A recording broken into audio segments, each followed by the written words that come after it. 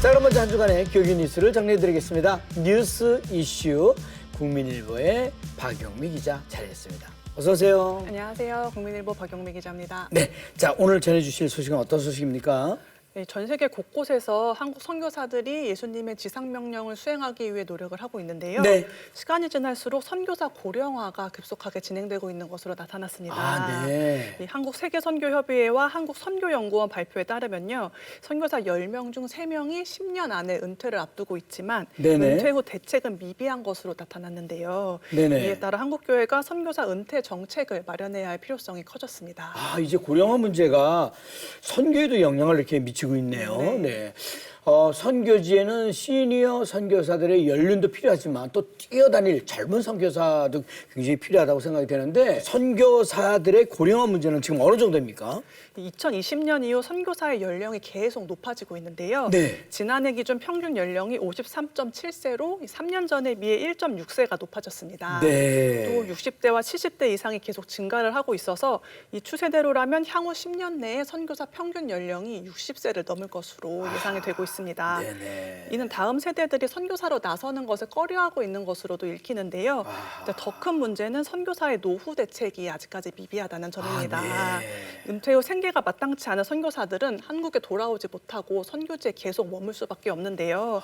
이 때문에도 은퇴 후에 사역을 지속하면서 해외에 거주하고 있는 선교사들이 2020년 44.1%에서 지난해 60.2%로 부쩍 늘었습니다. 아, 그렇군요. 노후 문제는 뭐 누구나 고민하는 숙제이기는 합니다만 후원금으로 살아가고 있는 선교사분들의 특히 문제가 클 것 같습니다. 맞습니다. 그뿐 아니라 전체 한국 선교사의 숫자도 이렇게 점점 줄어들고 있다는 소식인데 어떻습니까? 네, 다른 문화권에서 2년 이상 사역 중인 한국 선교사가요. 예. 지금 2만 1,917명으로 지난해보다 1.3%가 줄어들었습니다. 네. 지난해 새롭게 파송된 선교사는 625명이었는데요. 40대가 가장 높았고 그 네. 뒤를 또 50대가 이으면서 4050 세대가 전체의 60%를 넘었습니다. 네네. 한국선교연구원 측은 이 선교 전반에 드러나고 있는 선교사 고령화 문제와 더불어서 선교 헌신자가 부족한 문제가 앞으로 한국 선교의 부담으로 작용할 수가 있다면서 이를 해결하기 위한 지속적인 관심을 부탁했습니다. 네, 아유 그래야 되겠네요. 네,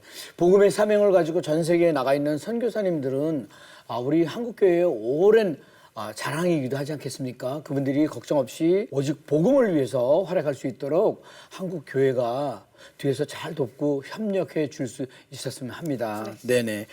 자, 다음 소식은요. 이 공유 냉장고라는 말을 들어보셨나요? 못 들어본 것 같은데. 공유 냉장고요? 네. 같이 쓰는 냉장고라는 얘기네요? 네, 맞습니다. 네네. 이 경제적으로 어려운 이웃들이 언제든지 찾아와서 식재료를 꺼내갈 수 있는 냉장고를 이야기를 합니다. 아하, 네네. 네, 이 공유 냉장고가 지역 교회를 중심으로 점차 확산을 하고 있습니다. 네. 코로나19 때 고립된 독거노인 등을 위한 구제 사역으로 시작됐다가 이용자가 점점 늘어나면서 이 주력 사역으로 자리매김을 한 경우가 많은데요. 네네. 교회가 좋은 일을 한다는 소식을 듣고 이 일에 주민까지 동참하는 등 성향 영향력이 계속 이어지고 있습니다. 네, 공유 냉장고 이게 경제적으로 어려움을 겪고 있는 분들에게 코로나 기간 동안에 큰 도움이 됐을 것 같은데 네. 지금까지도 사역이 진행이 이렇게 된다는 거죠, 그죠? 네. 아주 듣기만 해도 마음이 따뜻해지는데 네. 근데 이게 어떤 방식으로 운영이 되고 있나요? 최근 경기도 안양 안민교회 앞에 공유 냉장고가 설치가 됐는데요. 예. 김치 등 각종 반찬, 우유, 주스 등이 가득한 이 냉장고는 안양시 1호 공유 냉장고로 선정이 됐고요. 아하. 24시간 누구든지 이용할 수 있도록 만들어졌습니다. 네네. 교회가 시민단체와 협력해서 저소득층 주민들이 식재료를 가져갈 수 있도록 도와주는 건데요. 네. 안민교회는 사실 주일 출석 성도수가 30여 명밖에 안 되는 크지는 않은 교회지만 봉사자들의 도움으로 식재료 후원을 받으면서 지역 주민들을 섬기고 있습니다. 네네. 교회는 성도들이 자주 오고 가기 때문에 상하거나 유통기한이 지난 식품들을 관리할 수 있다는 장점도 있거든요. 네. 그래서 안민교회는 점차 나눔 분위기를 조성해서 하반기부터는 지역 주민들이 후원에도 적극 나설 수 있기를 바라고 있습니다. 네네. 저는 근데 왜 이런 얘기 들으면서 왜 나쁜 생각이 들까요? 혹시 자기 물건 아닌데 꺼나가는 사람 있으면 어떡하나? 거기다 다 이름을 적어놔야 되나? 그렇지는 않고요. 그래도 지역 주민들이 조금씩 하나씩 네네. 물건을 가져가고 있다고 합니다. 네네네. 네. 이곳뿐만 아니라 다른 지역에서도 오랜 시간 공유 냉장고를 운영한 그런 사례가 있다고요? 네, 경기도 용인제일교회는 교인들이 직접 만든 반찬을 냉장고에 넣어두고 있습니다. 네. 교회는 4년 전부터 사역을 시작했는데 이제는 지역 주민센터에서 차상위 계층 주민들에게 반찬이 필요하면 용인제일교회를 찾아가라고 먼저 이야기할 정도로 좋은 평가를 받고 있다고 합니다. 네네네.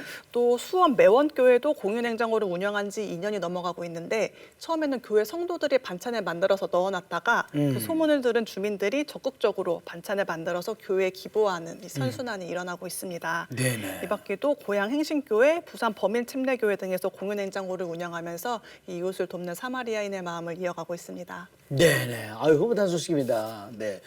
이웃을 섬기는 일에는 언제나 한국교회가 이렇게 앞장을 서고 있는데요. 나눔은 또 다른 나눔을 이렇게 불러오는 것 같습니다. 공유 냉장고. 네. 공유 냉장고 사역이 곳곳으로 확산이 돼서 어려운 이들에게 큰 힘이 되어 주었으면 좋겠습니다. 네. 박경미 기자, 대단히 감사합니다. 수고하셨습니다. 감사합니다. 네. 자, 이어지는 단신 뉴스 보시고요. 다음 출연자 만나보시겠습니다.